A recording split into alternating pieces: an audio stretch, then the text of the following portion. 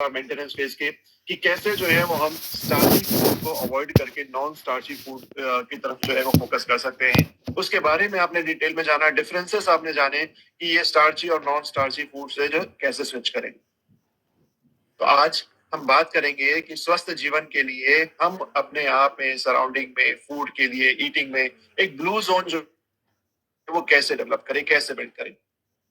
तो इसके लिए आगे बढ़ते हैं और उससे पहले सबसे पहले तो मैं इनवाइट करना चाहूंगा डॉक्टर श्याम रामकृष्णन जी को, जो कि डायरेक्टर हैं innovation and science and he is leading the emerging market innovation and science.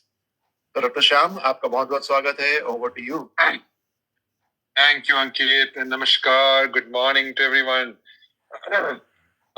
Today हमारे मेरा फेवरेट टॉपिक है ब्लू जोन, लेकिन मैं इसके बारे में बात नहीं करूंगा. मेरा one of my colleagues will be presenting on blue zone. But before my colleague comes on board, मैं आपसे आज का मेरा सोच के बारे में जरा बताऊंगा. तो मैंने आपसे कल कार्डियोवैस्कुलर डिसीज के बारे में बात किया था और स्टेप्स के बारे में. आज ऑलमोस्ट सिमिलर टॉपिक है, क्योंकि कार्डियोवैस्कुलर डिसीज आपको पता है ऑलमोस्ट 26% मौत के रीजन है इंडिया में. 26% of death is because of cardiovascular disease. सोच लीजिए, राइट. एंड क्योंकि ज्यादातर हमारे न्यूट्रिशन चेंज हुआ है, क्योंकि हमारे हमारे हेल्थ फूड्स, कोर्स सीरियल्स, हमारा पल्सेस, फ्रूट्स सब कम हो रहे हैं और ज्यादातर हमारे meat products, processed foods, ready to eat, energy dense, high salt food, ये सब है हमारे खाने का. तो हमारे इसके लिए है one of the reason, some of the reasons क्यों हमारे इंडिया में कार्डियोवैस्कुलर डिसीज जवानी में भी ये हो रहा है, राइट. तो आज मैं यहाँ एक रिसेंट स्टडी के ग्राउंड ब्रेकिंग रिजल्ट डिस्कस करने के लिए हूँ, जो डाइट का हमारे कार्डियोवैस्कुलर हेल्थ पर जो इम्पैक्ट है उसको हाईलाइट करता है. जहां डाइटरी चॉइसेस ऑफन डिबेटेड होती है, ये स्टडी वीगन डाइट और ऑमनिवोरस डाइट के बेनिफिट्स को सामने लाती है.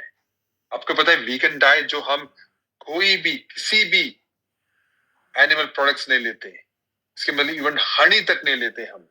तो ये है वीगन डाइट, क्योंकि हनी भी आते हैं हनी बी से. और फिर उसके ऑपोजिट है ऑमनिवोरस डाइट, जो प्लांट भी खाते हैं लेकिन एनिमल प्रोडक्ट्स भी खाते हैं. तो ये इसका क्या संबंध क्या है, क्या डिफरेंसेस क्या है? तो ये स्टडी ने कार्डियो मेटाबॉलिक हेल्थ पर इन डाइट्स का इफेक्ट समझने के लिए एक एम्बिशियस जर्नी शुरू की.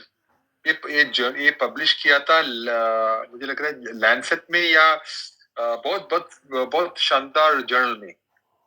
तो 44 आइडेंटिकल ट्विंस के 44 आइडेंटिकल ट्विंस जो पार्टिसिपेंट्स थे, उन्होंने इस स्टडी में यूनिक अपॉर्चुनिटीज प्रोवाइड की डाइट्स के इफेक्ट्स को जेनेटिकली कंट्रोल्ड एनवायरनमेंट में ऑब्जर्व करने के लिए. क्यों ट्विंस क्यों लेते हैं? क्योंकि उनका जेनेटिक्स एक ही जेनेटिक्स है. तो क्या करते हैं, एक को उन्होंने वीगन डाइट दिया और दूसरे को उन्होंने ऑमनिवोरस डाइट दिया. तो ये था इनका ट्रायल. तो 44 ट्विंस थे इस स्टडी पर. तो स्टडी के रिजल्ट्स कमाल के थे. 8 हफ्ते के बाद वीगन डाइट्स वाले ने LDL cholesterol, fasting insulin levels और बॉडी वेट में सिग्निफिकेंट कम देखा, सिग्निफिकेंटली, ऑमनिवोरस डाइट वाले के कंपैरिजन में. वेरी क्लियरली वीगन डाइट का इंपैक्ट देखो. एलडीएल कोलेस्ट्रॉल जब इंडियंस को ज्यादातर बहुत होते हैं, फास्टिंग इंसुलिन लेवल भी होते हैं और बॉडी वेट में भी सिग्निफिकेंट कमी. ये फाइंडिंग्स डाइट के हमारे हेल्थ को इन्फ्लुएंस करने के पावर को दिखाते हैं. को खासकर कार्डियोवैस्कुलर वेलबींग के कॉन्टेक्स्ट में। तो ये है power of a good diet, power of A fantastic diet, जो हम reduced animal process food, reduced animal ingredients, और अच्छी तरह हमारे देसी with less ghee, less oil, जो हमारे बुजुर्गों खाते थे, वो डाइट, राइट। सो स्टडी के कंक्लूशंस सिर्फ नंबर्स और स्टैटिस्टिक्स तक सीमित नहीं है। इसने पार्टिसिपेंट्स की डाइट्स को फॉलो करने की अडियरेंस, मीनिंग जो खाते हैं मुझे पसंद है, डाइट्स को फॉलो करने की ease, meaning easily diet follow कर सकते हैं कि नहीं, या डिफिकल्टी, उनकी एनर्जी लेवल्स और ओवरऑल सेंस ऑफ वेलबींग को भी कंसिडर किया था। तो सब कंसिडर करके देखा कि जो वीगन डाइट खाते हैं उनकी हेल्थ अमेजिंगली इंप्रूव हो गया। तो इस स्टडी से ये साबित होता है कि vegan diet cardio metabolic outcomes में इंप्रूवमेंट ला सकती है ओमनिवोरस डाइट के कंपैरिजन में। तो क्लिनिशियंस और हेल्थ प्रैक्टिशनर्स के लिए ये एक नया पर्सपेक्टिव और पोटेंशियल डाइटरी अप्रोच ऑफर करता है। जब हमारे डॉक्टर्स हमें बताते हैं, देखो भैया बहनों, प्लीज आप आपके डाइट चेंज करो, लेकिन वो कभी बताते नहीं किसकी तरफ, राइट। तो ये स्टडी बताते हैं, हाँ, हम जो लेस प्रोसेस खाते हैं, लेस सॉल्ट वाले, लेस ऑयल वाले वीगन डाइट, वो है महत्वपूर्ण इंपॉर्टेंस हमारे कार्डियोवैस्कुलर हेल्थ के लिए। तो यही था मेरा एक सोच टीम। हाँ, so all the best and wishing you all the great day today.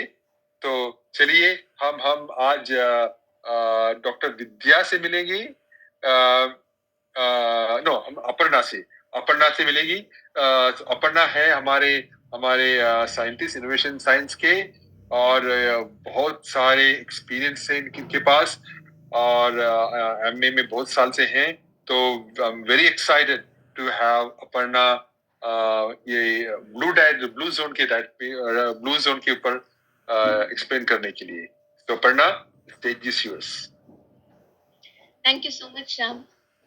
सुप्रभात, नमस्कार, आप सबका एक बार फिर स्वागत है एक नए सत्र में, डे 47 मेंटेनेंस डे का, मेंटेनेंस डे। तो आज शाम ने एक बहुत ही अच्छा एक स्टडी के बारे में बताया, और उस स्टडी का आज का जो सत्र है, आज का जो टॉपिक है, विषय है, उससे बहुत ही इंटीग्रेटली जुड़ा हुआ है, इसका बहुत ही महत्वपूर्ण है, और ये आप जानेंगे आज के सत्र के दौरान। मनुष्य जिज्ञासु है, उसको नए विषय जानने का बहुत ही जिज्ञासा रहती है, और कोई भी विषय को अगर उसे मानना होता है तो उसे क्यों की जरूरत बहुत होती है। अगर उस प्रश्न का उसे उत्तर नहीं मिलता है तो वो उसको शायद उस इंटरेस्ट से फॉलो नहीं करता जितना वो अगर वो जाने कि वो क्यों करे जो हम उसे बोले। तो आज का जो विषय है ब्लू जोन, वो कुछ इसी चीज पे विषय पे बात करेगा। ये एक प्रमाण है कि जो भी हम बोलते आ रहे हैं इस पूरे सेशन में, वो उसका एक जीता जागता प्रमाण है, और जो भी डॉक्टर श्याम ने आज बताया उसका इससे सीधा संबंध है, क्योंकि डाइट बहुत ही इम्पोर्टेंट रोल प्ले करता है हमारे एक स्वस्थ जीवन में। तो चलिए आज का सत्र शुरू करते हैं।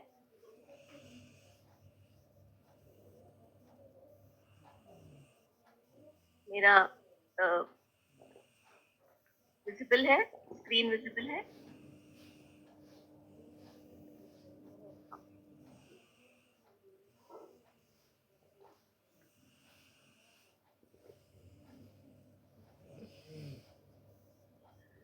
तो जैसे मैंने बताया, आज का सत्र का विषय है ब्लू जोन, नीला क्षेत्र।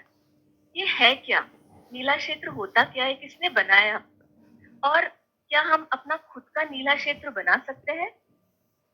तो नीला क्षेत्र या ब्लू जोन जिसे बोलते हैं, ये एक ऐसे क्षेत्र है, दुनिया के 5 ऐसे क्षेत्र को पहचाना गया है, जहाँ पे लोग बाकी लोगों के मुकाबले में ज़्यादा जीते हैं, ज़्यादा लंबे समय तक जीते हैं, एक स्वस्थ जीवन जीते हैं। 5 ऐसे ज़ोन्स को आइडेंटिफ़ाई किया गया है पूरी दुनिया में, जो आप यहाँ पे अपने स्क्रीन पे देख सकते हैं। एक जापान में Okinawa, Ikaria Greece, Sardinia Italy में, निकोयो कोस्टा रिका में और लोमा लिंडा जो यूनाइटेड स्टेट्स में है। इसके बारे में जानने से पहले हम ये जानते हैं कि ये किसने बनाया, किसने इसका इजाद किया और क्यों किया। ये डॉक्टर पीस और डॉक्टर मिशेल का एक रिसर्च का विषय था बहुत साल पहले 1996 में। डॉक्टर पीस और डॉक्टर मिशेल दोनों इटली के जाने माने साइंटिस्ट हैं। डॉक्टर पीस एक एपिडेमियोलॉजिस्ट है और डॉक्टर मिशेल एक डेमोग्राफिस्ट है। तो डॉक्टर पीस को इस विषय पे काम करने का क्यों मनाया? एक तो वो एपिडेमियोलॉजिस्ट थे, उन्होंने अपने रिसर्च के दौरान ये जाना कि सार्डिनिया के लोग बहुत ज़्यादा लंबे समय तक जीते हैं। वो एक छोटा-सा टाउन है इटली का और उसमें से एक व्यक्ति ने विश्व में दाखिल किया था कि वो सबसे लंबे समय तक जीने वाला पहला मनुष्य है। और ये विषय उनको बहुत ही प्रेरित किया। उन्होंने उसका पूरा फैमिली ट्री स्टडी किया और उन्होंने देखा कि उनके पूरे फैमिली में हर बहुत सारे ऐसे व्यक्ति थे जो 90 साल से ज़्यादा जीते थे। और सुपर सेंटिनेरियन जो बोलते हैं 100 साल से अधिक जीने वाले भी बहुत सारे व्यक्ति थे उनके परिवार में। दूसरा महत्वपूर्ण कारण था कि उनके खुद के परिवार में ऐसे बहुत सारे उनके रिश्तेदार थे जो 90 साल से ज्यादा या 100 साल से भी ज्यादा, उनके खुद के अंकल 110 साल तक जीवित रहे। और ये उनको प्रेरित किया ये जानने के लिए इन लोगों में ऐसा क्या चीज है जो उनको इतने लंबे समय तक जीने का स्ट्रेंथ देती है। उस चीज में डॉक्टर मिशेल जो एक डेमोग्राफिस्ट है, जो जनसंख्या का आंकलन करते हैं, उन्होंने उनका साथ दिया। क्योंकि अगर हम किसी को बोलते हैं कि वो 90 साल के हैं या 100 साल के हैं, उसका हमें एक साइंटिफिक तरीके से हमें जानना होता है कि वो एक्चुअल में उतने एज के हैं कि नहीं। ये उन्होंने रिसर्च किया 1999 में, उन्होंने पब्लिश किया लॉन्जिविटी के बारे में, लंबी आयु के बारे में, जो सार्डिनिया के लोग जीते हैं। उस जमाने में कोई कंप्यूटर नहीं हुआ करता था, तब उन हाथ से नक्शा बनाते थे। ये जो सार्डिनिया है ये एक किडनी शेप का एक कस्बा है, एक आइलैंड है, एक द्वीप है जो एक बहुत सारे गांव का समूह है। उन्होंने उस पूरे क्षेत्र का नक्शा बनाया और उसे छोटे छोटे हिस्सों में गांव में बांट दिया। और वो उनके रिसर्च के लिए आसान पड़ता, क्योंकि वो एक एक क्षेत्र, उस बड़े क्षेत्र को अलग अलग भागों में बांट के वो हर क्षेत्र का मुआयना करना चाहते थे।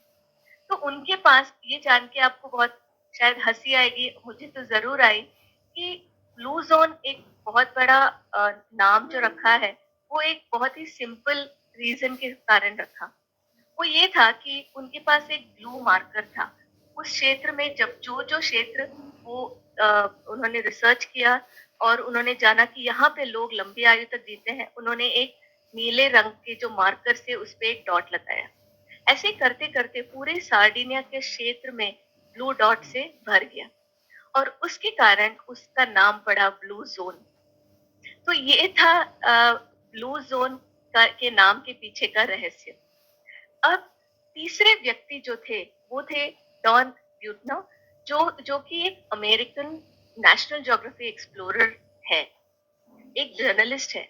उन्होंने इस विषय पे जब उन्होंने सुना इस पब्लिकेशन के बारे में तो वो बहुत एक्साइटेड हुए, उनको बहुत ये रोचक लगा और उन्होंने सोचा कि ये सार्डिनिया के के क्षेत्र में ही नहीं, ये ऐसे बहुत से क्षेत्र हो सकते हैं दुनिया भर में, जहाँ पे लोग 100 साल से अधिक जीते हैं, लोग बाकी क्षेत्रों के मुकाबले में ज़्यादा लंबा जीते हैं।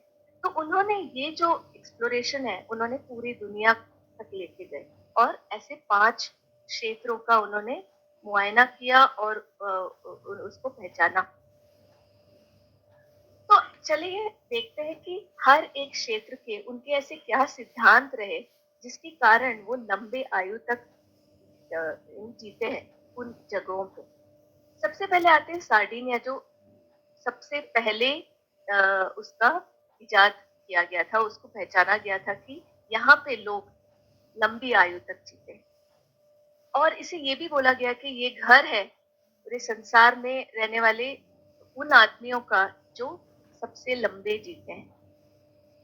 अब ये बड़ा इंटरेस्टिंग सा किस्सा है, जब उन्होंने रिसर्च शुरू किया कि तब जब साइंटिस्ट ने वो शुरू किया 25-30 साल पहले, तो उन्होंने ये सोचा कि ये शायद उनके जेनेटिक्स के कारण है। जैसे डॉक्टर श्याम ने बताया, हमारे जेनेटिक्स के कारण भी बहुत सारी चीजें हम बहुत सारे डिजीज का कारण बन सकता है।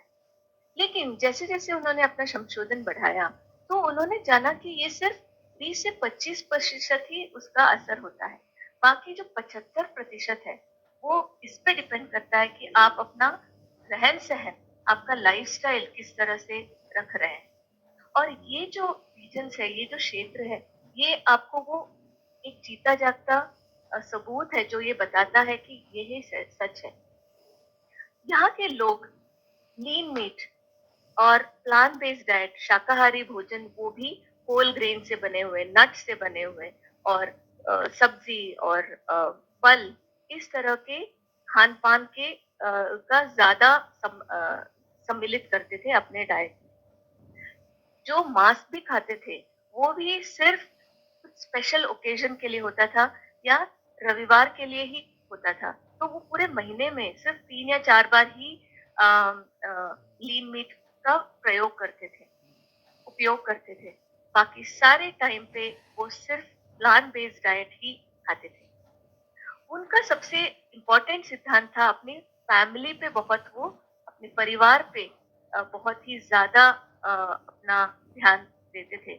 वो बहुत ज्यादा अपना समय फैमिली के साथ बिताते थे। वो अपने बड़ों का बहुत ही ज्यादा आदर करते हैं और मिलजुल के रहते हैं। वो बहुत सारा चलते हैं, बहुत ज़्यादा चलते हैं। ये एक रॉकी सा माउंटेनस टेरेन है। वहाँ पे बहुत चलना पड़ता है, चढ़ाव होती है, रन होती है, और यहाँ पे लोग इसको रोज़मर्रे के जीवन में अपनाए हैं। ये अलग से जिम नहीं जाते हैं, अलग से वॉकिंग पे नहीं जाते, लेकिन उनका जो दिनचर्या है, उसमें इतना ज़्यादा वॉकिंग उसमें इंटीग्रेटेड है कि वो उनका एक दिनचर्या बन गया है, फिजिकल एक्टिविटी। रोज वो एक स्पेशल तरह का रेड वाइन कंज्यूम करते हैं, जो कि फ्लेवोनॉइड रिच है। रेड 2 से 3 गुना ज्यादा फ्लेवोनॉइड है इसमें। वो एक बहुत ही इम्पोर्टेंट न्यूट्रिएंट है हमारे शरीर के लिए, जो हमारे कार्डियोवैस्कुलर हेल्थ को बहुत ही स्ट्रांग बनाए रखता है।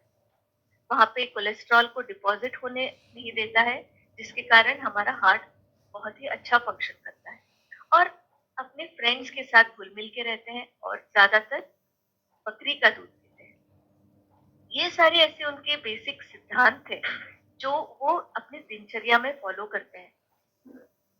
उसी तरह से बाकी 5, 3, 4 जगहों के बारे में अभी हम थोड़ा और विस्तार में जानते हैं। Okinawa, Japan. ये भी इसको कहा गया है कि यहाँ पे ऐसे निगूढ़ रहस्य है दुनिया के, जहाँ पे औरतें सबसे लंबा जीती है, इसके रहस्य वहाँ छुपे हुए हैं। ये भी एक जापान का जो एक द्वीप है, ये बहुत द्वीपों का समूह है, जहाँ पे लोग लंबा जीते हैं, और उनके भी जो प्रैक्टिसेस है, उनके जो सिद्धांत है, वो भी बहुत ही सिमिलर है सार्डिनिया की तरह। जैसे प्लांट बेस्ड डाइट लेते हैं, बहुत ज्यादा वो फिजिकल एक्टिविटी करते हैं, अपना लाइफ एक्टिव रखते हैं, और दो इम्पोर्टेंट एस्पेक्ट है मोआई और इकिगाई। ये बहुत ही इंटरेस्टिंग है। इकिगाई एक ऐसा शब्द है जो आपने बहुत सुना होगा, अभी बहुत ही फेमस भी हुआ है। ये इसका मतलब है जापानीज में पर्पस इन लाइफ, हमारे जीने का उद्देश्य। यहाँ पे लोगों का बहुत ही स्ट्रॉन्ग पर्पस है अपने जीवन में। उनका एक उद्देश्य है। रोज सुबह जब उठते हैं तब उनका एक पर्पस होता है। तो ये बहुत ही इम्पोर्टेंट है, क्योंकि क्या होता है कि जब जैसे-जैसे हम वृद्ध होते जाते हैं, तो हमें लगता है कि हमारा तो अभी कोई काम बाकी नहीं है। हमारे बच्चे बड़े हो गए, अभी हमारे अ, अभी हमको कोई काम नहीं है, रिटायर्ड हो गए होते हैं। उनकी शादी हो गई होती है और वो अपने-अपने घरों में बिज़ी होते हैं।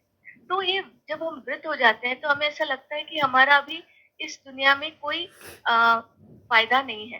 किसी को फ़ायदा नहीं है हमारे रहने का। और ये सारी जो मेंटल चीज़ें हैं, हमारे दिमाग में चलती है, ये इसका हम हमारे दिमाग पे बहुत गहरा असर होता है। और यही सारी चीज़ें हैं जो न्यूरोलॉजिकल डिसऑर्डर्स में तब्दील होते हैं। डिमेंशिया, अल्ज़ाइमर्स जैसे जो बीमारियाँ हैं, वो सारी ये लोनलीनेस की वजह से, पर्पस ना होने की वजह से आती है। सो यहाँ के जो लोग हैं उनका पर्पस है, वो जैसे मैंने बताया कि ये बहुत ही ज्यादा फिजिकल एक्टिविटी करते हैं। वो अपने खुद का खाना खुद उगाते हैं, खुद ही उसको एकत्र करते हैं और बनाते हैं। वो दूसरा एक इम्पॉर्टेंट चीज है मुआई। मुआई एक बहुत ही इंटरेस्टिंग कॉन्सेप्ट है, जहाँ पे 4 या 5 लोगों का एक ग्रुप बनता है, ग्रुप बनाते हैं दोस्तों का, और ये अपना सारा सुख-दुख एक दूसरे से बाँटते हैं। आर्थिक अगर सहायता भी पड़ती है तो वो एक दूसरे का करते हैं। वो अपना पैसा जुटाते हैं और जिसको भी उसकी ज़रूरत होती है उस समय उसका उससे फ़ायदा होता है। उससे क्या होता है कि वहाँ पे स्ट्रेस लेवल बहुत ही ज़्यादा कम है। धूप बहुत सेकते हैं क्योंकि उनका सबसे ज़्यादा फिज़िकल एक्टिविटी होता है, बाहर ही ज़्यादा रहते हैं, तो धूप काफ़ी सेकते हैं, तो उनका भी जो विटामिन डी लेवल्स है बहुत अच्छा है। वो लोग मेडिकल गार्डन बनाने में भी अ, अ, एक उनका एक महत्वपूर्ण सिद्धांत है। वो अपने खुद के मेडिसिनल प्लांट्स उगाते हैं। अ, बहुत ही जो कॉमन है, जो जैसे जिंजर हो गया या अपना गार्लिक हो गया, ये सारी चीजें भी वो खुद उगाते हैं और उनका महत्व जानते हैं। ये लोग जो है बहुत ही मुश्किल दौरों से गुजरे हुए लोग हैं। तो वो क्या करते हैं, वो अपने पास्ट में नहीं रहते, अपने प्रेजेंट, अपने वर्तमान में जीते हैं, अपने भूतकाल में नहीं जीते हैं। जिसके कारण भी वो एक एटीट्यूड उनका जो है, उनका जो एक स्वभाव है, वो भी अब उनके लंबे समय तक जीने का एक बहुत बड़ा कारण है। और ये सारी जो चीजें हैं, सार्डिनिया है या ओकिनावा है या इकारिया ग्रीस, ये इन सभी लोगों में आप बिल्कुल भी कोई भी तरह का जो लाइफस्टाइल डिसऑर्डर्स के बारे में अभी हम बोलते हैं, कोई भी डिसऑर्डर है ही नहीं। वो 100 साल की उम्र में भी वो सारी चीजें करते हैं जो शायद हम 50 या 60 साल की उम्र में करने से भी डरते हैं। जैसे घोड़े चलाना या बहुत ही चढ़ना, ये सारी चीजें बड़ी आसानी से कर लेते हैं। इकारिया ये भी एक और ब्लू जोन है ग्रीस में। इसको बोला जाता है, ये एक द्वीप है जहाँ पे लोग मरना भूल गए हैं। ये भी एक बड़ा इंटरेस्टिंग सा किस्सा है इनका। ये भी एक द्वीप है जैसे मैंने बताया, और मेनलैंड से एकदम अलग है। जैसे कि सार्डिनिया है या ओकिनावा है, ये अब उनके रेस्पेक्टिव कंट्रीज के मेनलैंड से अलग हो गए हैं। जिसके कारण उनके जो ट्रेडिशंस है, उनके जो सांप्रदाय है, उनके जो संस्कार है, वो सारी चीजें एकदम प्रिजर्व हो गई है। उसके कारण भी क्या होता है कि वो जो उनके जो दादा परदादा फॉलो करते आ रहे हैं, वो भी फॉलो अभी तक कर पा रहे हैं, क्योंकि मेनलैंड से वो एकदम अ, अलग हो गए हैं। ये लोग भी ऐसे एक द्वीप में रहते हैं जहाँ जो एक बहुत ही चट्टानों वाला द्वीप है, और यहाँ पे बहुत ज्यादा उनपे हमले हुए रोमन से, अम, अम, और पर्शियन से, उसके कारण लोगों ने ज्यादा से ज्यादा पर्वतों पे रहना शुरू किया। वो सी बीच से हट के माउंटेन की तरफ ज्यादा जीने लगे, तो वो इन्वेशन से बचने के लिए। और वो एक और रीजन है, वो क्योंकि अपने हर एक दिनचर्या के लिए उन्हें उतार चढ़ाव करना पड़ता है। एक मेडिटेरियन स्टाइल ऑफ डाइट, जहाँ पे प्लांट बेस्ड डाइट है, जहाँ ज्यादा शाकाहारी खाना है, होल ग्रेन्स है, उसका ज्यादा सेवन करते हैं, बहुत ही कम मांस मच्छी का उपयोग करते हैं। वो हर्बल टीज एक बड़ा इम्पोर्टेंट इंटरेस्टिंग सा है, जो हर्बल टीज है उसका बहुत ज्यादा सेवन करते हैं। जो रोजमेरी या तुलसी, बेसिल, इस तरह का जो हर्बल टीज है वो अपनी दिनचर्या में बहुत ज्यादा इस्तेमाल करते हैं। क्यों? जब वो अपने फैमिली के साथ टाइम बिताते हैं, अपने फ्रेंड्स के साथ टाइम बिताते हैं, हर्बल टी जो है उनका एक बहुत ही महत्वपूर्ण भाग है। दिन में बीच में मिड आफ्टरनून, दोपहर में थोड़ी बहुत वो नैप लेते हैं, थोड़ा सा सुस्ता लेते हैं 25-30 मिनट। उससे क्या होता है, उनका स्ट्रेस लेवल कम हो जाता है। जो उनका जो सुबह जल्दी उठना, ये सारे जो रीजंस है, सुबह 4 बजे से लेके वो उठ जाते हैं और अपना पूरा काम दोपहर तक निपटा लेते हैं। तो ये जो सिद्धांत है, ये बहुत ही कॉमन है। अगर आप देखें इन सारी जगहों पे, लोमा लिंडा कैलिफोर्निया में, ये एक बड़ा इंटरेस्टिंग क्षेत्र है, क्योंकि ये क्षेत्र है अमेरिका के कैलिफोर्निया में, जहाँ पे वेस्टर्न डाइट बहुत ही ज्यादा प्रचलित है। इस तरह के लोगों से घिरे हुए होने के बावजूद भी ये कुछ ऐसे अमेरिकन हैं जो बाकी अमेरिकन के कंपेयर में 10 साल लंबा जीते हैं। ऐसा क्यों? ये लोग एक स्पेसिफिक आस्था के फॉलोअर्स हैं एडवेंटिस्ट चर्च में, जहाँ पे स्वास्थ्य का इनके फेथ के साथ, इनके आस्था के साथ बहुत ही गहरा संबंध है। इनका जो चर्च है वो बहुत ही उनको प्रोत्साहित करता है कि वो ज्यादा से ज्यादा वॉलंटियरिंग करें, स्वयं सेवा करें। वो एक बहुत ही इम्पोर्टेंट चीज है। जब हम इकिगाई देखें, एक पर्पस देखें, वो एक पर्पस देता है जब हम ज्यादा से ज्यादा वॉलंटियरिंग करते हैं।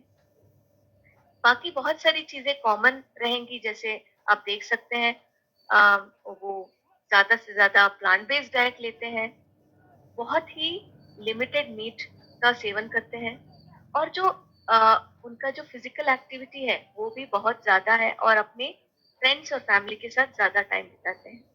हट के जो चीजें हैं वो है कि वो मॉडरेशन में खाना खाते हैं। ये अप्लाई होता है सारी जगहों के लिए। वो पेट भर जब तक उनको और खाना ना जा पाए तब तक बिल्कुल नहीं खाते हैं। 80% रूल फॉलो करते हैं, जहाँ पे जब तक आप 80% तक फुल फीलिंग करते हैं, बस उतने पे आपको स्टॉप कर देना है, उसके आगे खाना नहीं खाना है।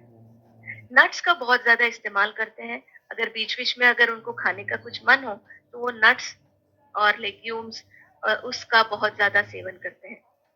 अपने बीएमआई को मेंटेन करने में ये बहुत ही ज्यादा बिलीफ रखते हैं, और नेचर से बहुत ज्यादा जुड़े हुए हैं। और लास्ट जो पांचवा जो जगह है वो निकोया या कोस्टा रिका, जो एक साउथ अमेरिका का एक रीजन है, कैरेबियन रीजन। और इसको बोला जाता है कि ये लैटिन अमेरिकन ब्लू जोन के नाम से भी जाना जाता है।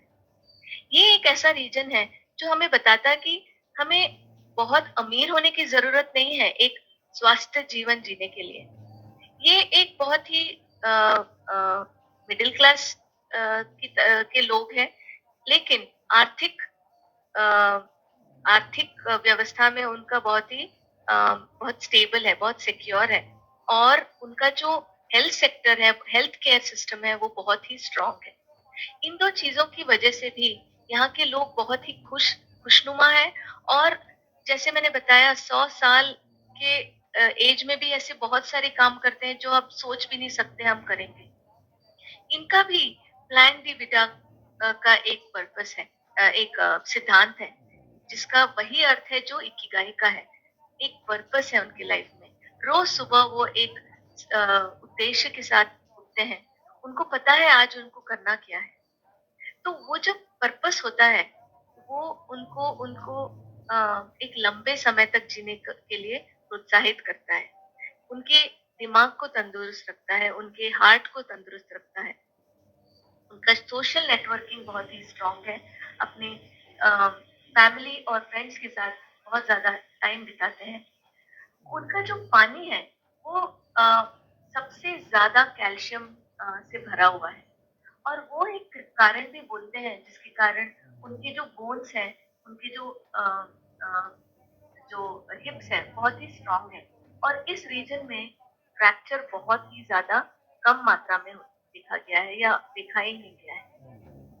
ये भी बहुत ज़्यादा सन की या धूप सेकते हैं और उनके लिए अब उनका जो इतिहास है वो बहुत ही प्रमुख भूमिका निभाती है। तो ये सारे रीजन्स का सार क्या है? एसेंस क्या है?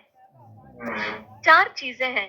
एक, आपको ज़्यादा चलना चाहिए, आपका जो दृष्टिकोण है, उसे हमें बदलना चाहिए, जो आपका खान-पान है, उस पे हमें ध्यान देना चाहिए और जो नेटवर्किंग है, जो कनेक्शन है लोगों से, अपने परिवार से, अपने दोस्तों से, वो बहुत ही स्ट्रॉन्ग रखना चाहिए। और उसके कुछ एग्जाम्पल्स भी दिए हैं, जैसे जब हम बोलते हैं ज़्यादा से ज़्यादा चलो, आप ज़्यादा फिजिकल एक्टिविटी करें, ज़्यादा गार्डनिंग भी कर सकते हैं, ज़्यादा चल सकते हैं या आजकल के ज़माने में और भी बहुत सारी चीज़ें आप कर सकते हैं, जो यहाँ पे लिस्टेड नहीं है। आपका दृष्टिकोण, आपका एक पर्पस होना चाहिए लाइफ में। एक अपनी आस्था से हमें जुड़ा हुआ होना चाहिए, क्योंकि वो सारी चीज़ें हैं जो हमें बहुत स्वस्थ बनाती है, हमारे दिमाग को तंदुरुस्त रखता है। खाने में भी ज़्यादा से ज़्यादा हमें प्लांट बेस्ड डाइट या शाकाहारी भोजन ज़्यादा से ज़्यादा खाना चाहिए और खाना भी स्पेशली जो हमारा जो डिनर है वो सबसे मॉडरेट होना चाहिए, सबसे लाइट होना चाहिए। वाइन ज़्यादा लेना चाहिए, इसका सीधा मतलब ये नहीं है कि हम सबको ज़्यादा वाइन लेना चाहिए। इसका ये मतलब है कि हमें ऐसे बहुत सारी चीज़ें खानी चाहिए जो फ्लेवोनॉइड रिच है, जो हमारे फल-सब्ज़ी में बहुत ही ज़्यादा मात्रा में पाए जाते हैं, अलग-अलग तरह के फ्लेवोनॉइड्स। तो कल भी आपने सुना रेनबो वेजिटेबल्स और फ्रूट्स के बारे में, इसका ज़्यादा से ज़्यादा इस्तेमाल करें। अपने फैमिली से जुड़े रहें, अपने दोस्तों से जुड़े रहें, क्योंकि ये जो सोशल कनेक्शन है, जैसे हमें बोला जाता है मनुष्य एक सोशल एनिमल है। हमें सोशल होने की बहुत ज़्यादा ज़रूरत है, एक-दूसरे पे निर्भर होना बहुत ज़्यादा ज़रूरत है और वैसे लोगों के साथ रहें जो सेम सोच रखते हैं, हेल्दी सोच रखते हैं, जो चाहते हैं कि वो भी उनका जीवन भी स्वस्थपूर्ण हो। इस तरह के लोगों के साथ हमें जुड़ना चाहिए क्योंकि वो एक दूसरे को प्रेरित करते हैं। ये खाना जो हमने बोला प्लांट बेस्ड डाइट वो एक बहुत ही इम्पोर्टेंट महत्वपूर्ण कॉमन चीज है इन सारे ब्लू जोन्स में, जहाँ पे आप देख सकते हैं कि 95 से 100% उनका जो खाना है वो प्लांट बेस्ड है, वो शाकाहारी है, वो ज़्यादा से ज़्यादा बीन्स या जो उनका जो वेजिटेबल्स है, बहुत ज़्यादा इस्तेमाल करते हैं। मैंने बताया नहीं कोस्टा रिका में जो निकोया है, वहाँ पे स्क्वैश जो पंपकिन है, जो कद्दू है, वो बीन्स और एक काला कॉर्न जो बोलते हैं, उसका बहुत ज़्यादा इस्तेमाल होता है, थ्री सिस्टर्स। ये बहुत ही सिंपल सा खाना है लेकिन उनको इसमें बहुत सारी न्यूट्रिएंट्स मिलती हैं। होल ग्रेन्स का इस्तेमाल होता है और जो उनका जो डेली बीन्स का सेवन है, half a cup of beans, आधे से 1 कप बीन्स रोज हमें अपने खाने में इस्तेमाल करना चाहिए, खाना चाहिए। ज़्यादा से ज़्यादा पानी पीना चाहिए। जब हमें स्नैक्स करने का मन हो, तो नट्स का ज़्यादा सेवन करें। फिश अगर हमें खाना है, हम उसके आदी हैं, तो उसको कम करें। 3 या 4 बार हफ्ते में 3 बार तक ही सीमित रखें। एग्स जब हम सोचते हैं कि प्रोटीन एग से मिलता है, यहाँ हमें ये बताता है कि इसका सेवन भी हमें इतना ज़्यादा करने की ज़रूरत नहीं है, अगर हम ज़्यादा से ज़्यादा होल जो अनप्रोसेस्ड खाना है उसका इस्तेमाल करें तो इसका भी सेवन हम कम कर सकते हैं। शुगर जो प्रोसेस्ड फूड है, शुगर, सॉल्ट, मैदा, इन सब का बहुत ही ज़्यादा बहुत ही कम इस्तेमाल करें। डेयरी का इस्तेमाल कम करें और जो मीट है, जो लीन मीट है, मांस है, उसका भी हमें सेवन कम से कम करना चाहिए। ये है रहस्य इन ब्लू जोन्स का, जहाँ पे ये लोग ना लंबे समय तक ही नहीं, लेकिन स्वस्थ जीवन जीते हैं। ब्लू जोन का एक जो अभी एक एग्जाम्पल है, ये जो मैंने फाउंडर्स के बारे में बताया, ब्लू जोन अभी इतना बड़ा हो गया है, ये एक ट्रेडमार्क हो गया है, ये एक प्रोटेक्टेड ट्रेडमार्क है। उसके अंतर्गत ये जो फाउंडर्स हैं, 3 लोग, इन लोगों ने सोचा कि क्या ये लोग जो जिसका उन्होंने अध्ययन किया, ये सिर्फ उस सीमा तक ही सीमित है, उस क्षेत्र में ही सीमित है? क्या हम ये सेम चीज जो वो फॉलो करते हैं, अगर हम एक ऐसे क्षेत्र में जहाँ पे जो हम वेस्टर्न डाइट जो बोलते हैं उसका ज्यादा सेवन होता है, जहाँ पे डिजीज का कंडीशन ज्यादा है, अगर हम ये सेम चीजें जो प्रिंसिपल्स या सिद्धांत वो फॉलो करते हैं, अगर हम यहाँ पे अप्लाई करें तो क्या उससे कोई बेनिफिट मिलेगा? तो उन्होंने ये चीज एल्बर्ट ली, मिनेसोटा एक क्षेत्र है यूएस में, वहां पे उन्होंने इसको इम्प्लीमेंट किया। ये उन्होंने उस गवर्नमेंट को भी साथ में लेते हुए किया, इंडिविजुअल से लेके सोसाइटी से लेके गवर्नमेंट लेवल तक इन्वॉल्व थे यहाँ पे। और उन्होंने क्या देखा, 1 साल जब उन्होंने ये सारे सिद्धांत फॉलो किए, उन्होंने क्या देखा, मेजरेबल इम्पैक्ट्स देखे। उन्होंने देखा कि 8.6 मिलियन डॉलर्स का सेवन हुआ। जो एनुअली जो वो हेल्थ पे, स्वास्थ्य पे खर्चा करते हैं, उसका 8.6 मिलियन उनका सेविंग्स हुए। यहाँ पे क्योंकि बहुत सारी कंपनियां भी जुड़ी थी, उन्होंने अपने एम्प्लॉयर्स को भी ये सारी सुविधाएं प्रदान की जो इस सिद्धांत को फॉलो करने के लिए मदद करें। ये 34th प्लेस पे आ गए, 68 प्लेस से 34th प्लेस पे आ गए हेल्थ रैंकिंग में। और इस पूरे जो 1 साल उन्होंने फॉलो किया, उससे उन्होंने प्रिडिक्ट किया कि इनका जो जीने का जो उम्र है, वो 3 साल ज्यादा जिएंगे बाकी अमेरिकन के कंपेयर में। और जब इन सब का उन्होंने इंटरव्यू किया, तो उन लोगों में खुद में उनको बहुत ही चेंजेस उनको दिखाई दी। वो ज्यादा खुश रहने लगे, ज्यादा हेल्दी फील करने लगे। तो यही सारी चीजें हैं, उसको लेके हम क्या अपना खुद का ब्लू जोन बना सकते हैं, नीला क्षेत्र बना सकते हैं, जिसे कहते हैं लाइफ रेडियस मॉडल, जो कि ना हम तक सीमित नहीं है, लेकिन हमें बाकी लोगों को भी प्रेरित करना है।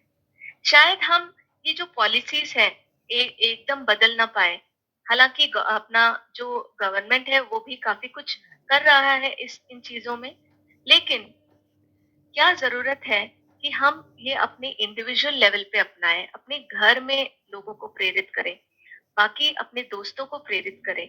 हमारे जीवन में एक लक्ष्य होना चाहिए, एक पर्पस होना चाहिए। हमें हमें ज्यादा से ज्यादा स्वयं सेवा करना चाहिए। हमारा सोशल नेटवर्क हमें स्ट्रॉन्ग करना चाहिए। हमें ऐसी चीजें अपनानी चाहिए, किसी चीज का भी कोई एज नहीं होता है। अगर शायद हम डांस सीखना चाहते थे बचपन से, लेकिन नहीं सीख पाए, तो उसको अपना पर्पस बनाओ।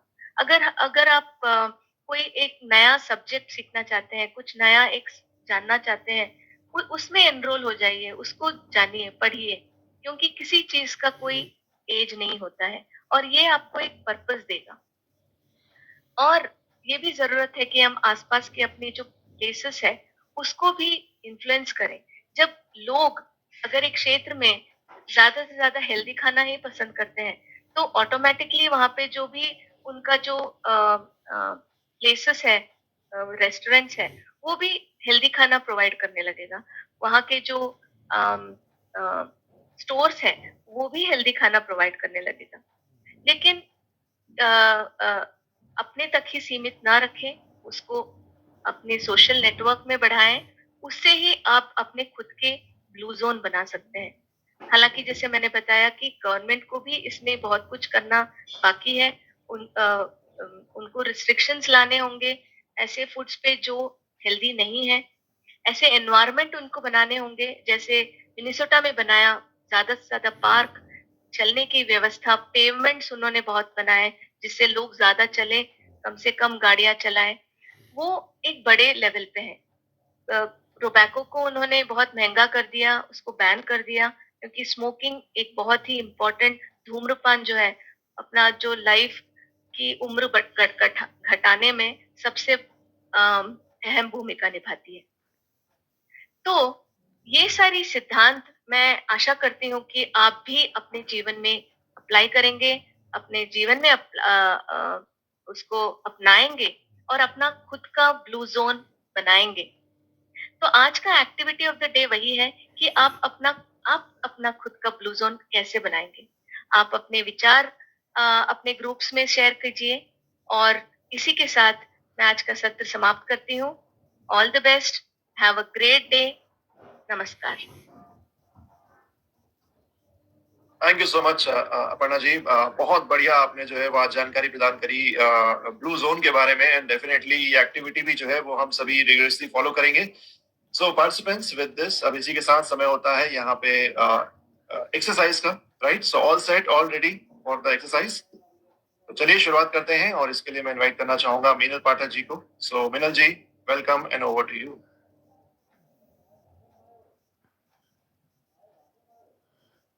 Thank you Ankit. Good morning everyone. आइए हम अपने वार्म अप से स्टार्ट करते हैं। तो आज वार्म अप में जो सबसे पहली एक्सरसाइज हम करेंगे ये हैमस्ट्रिंग्स और क्वाड्स की स्ट्रेचिंग भी है। तो आप बेंड कर लेंगे थोड़ा सा आगे, किसी भी चीज को पकड़ लीजिए।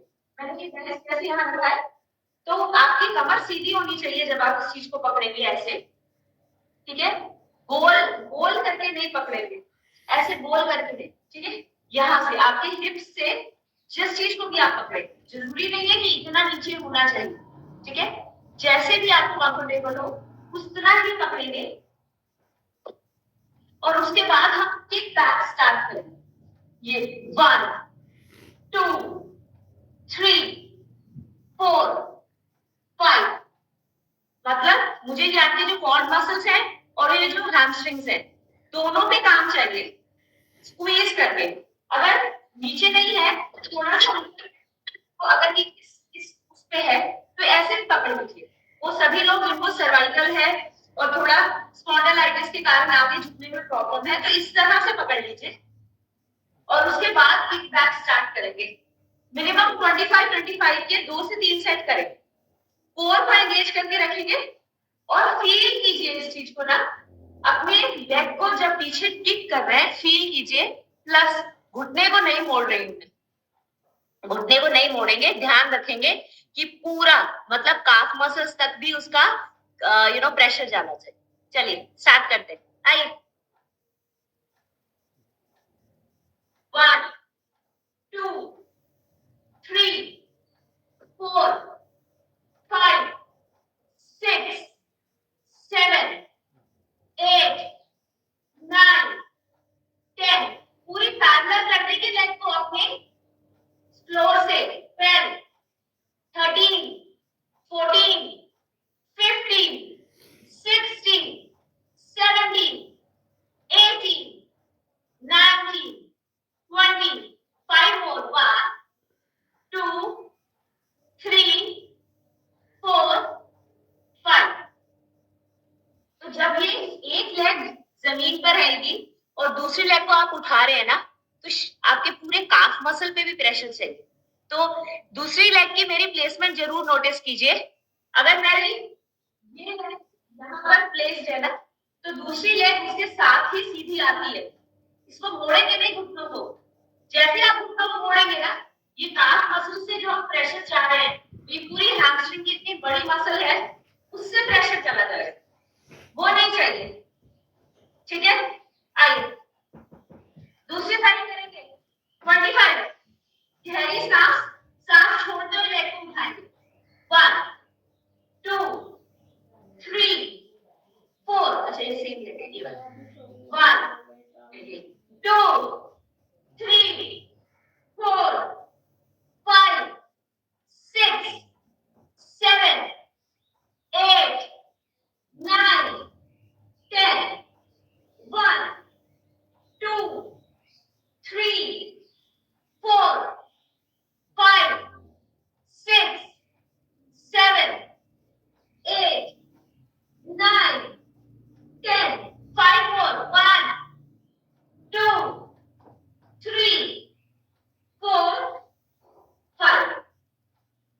चलिए, लंबी गहरी सांस, हिप्स पे पूरा फील चाहिए। जब आप पीछे जा रहे हैं तो मेक श्योर कि आपकी नाभि अंदर की तरफ खींची हुई है। आगे की तरफ झुकने का मतलब ये नहीं है कि आपने अपनी बॉडी को आगे की तरफ पुश किया। आपकी बॉडी बिल्कुल कंट्रोल में चाहिए और वो कंट्रोल में ही होगी। पूरे कंट्रोल में लेंथ के साथ पीछे जाएंगे। सेकंड स्टेप करते हैं, 4 एंगेज, ब्रीथ आउट, लंबी गहरी सांस, स्टार्ट। अगर आपने ये मूवमेंट बना ली दोनों लेग्स के साथ में, चेंज नहीं करेंगे, मतलब हर बार लेग को नीचे आते हुए दूसरी लेग को कुछ चेंज नहीं करेंगे। मुझे टेंशन चाह रही हूं मैं, उसको बिल्ड करेंगे। चलिए स्टार्ट करते हैं। Left leg, 1 2 3 4 5 6। इसमें मेरी गर्दन का कोई रोल नहीं है। मैं आप लोगों से बात कर रही हूँ तो देखिए कैसे आराम से बात करूंगा।